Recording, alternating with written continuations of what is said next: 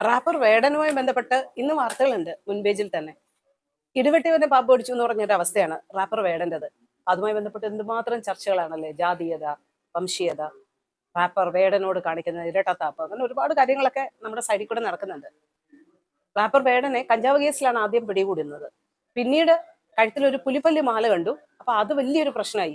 ജാമ്യമില്ലാ വകുപ്പ് പ്രകാരമാണ് വനംവകുപ്പ് കേസെടുക്കുന്നത്. അപ്പൊ ഒരുപാട് പേര് ചോദിക്കുന്നുണ്ട്, ഇത് ഇത്ര വലിയ പ്രശ്നമാണോ എന്ന്. പുലിപ്പല്ലും പുലിനഖമാലയൊക്കെ പണ്ട് ഒരുപാട് പേരുടെ കഴുത്തിൽ നമ്മൾ കണ്ടിട്ടുണ്ടാവും.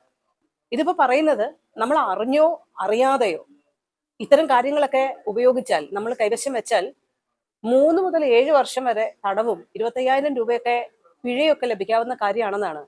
അങ്ങനെ നിയമമുണ്ട്. 1972 നമ്മുടെ India government wild life protection act എന്ന് പറഞ്ഞിട്ടുള്ള ഒരു നിയമം രൂപീകരിച്ചിട്ടുണ്ട്. ഇതിൽ ഷെഡ്യൂൾഡ് 1 കാറ്റഗറിയിൽ പെടുന്നതാണ് നമ്മൾ ഈ പറഞ്ഞ പുലിയുമായി ബന്ധപ്പെട്ട കാര്യങ്ങൾ, കടുവയുമായി ബന്ധപ്പെട്ട കാര്യങ്ങൾ. ബംഗാൾ ടൈഗർ എന്നൊക്കെ നിങ്ങൾ കേട്ടിട്ടില്ലേ? അപ്പൊ ഈ ഷെഡ്യൂൾഡ് 1 കാറ്റഗറിയിൽ വരുന്ന ആനിമൽസുമായി ബന്ധപ്പെട്ട, അപ്പൊ പുലിനഖമാണെങ്കിലും പുലിപ്പല്ലാണെങ്കിലും ഇതൊക്കെ സൂക്ഷിച്ചു കഴിഞ്ഞാൽ പുലിവാലാകും എന്നുള്ള ഒരു അവസ്ഥ നമ്മൾ മനസ്സിലാക്കി വെച്ചേക്കുക. നമ്മൾ അറിഞ്ഞോ അറിയാതെയോ ഇത് കസ്റ്റഡിയിൽ സൂക്ഷിച്ചാൽ വലിയ പ്രശ്നവും തലവേദനയാവും.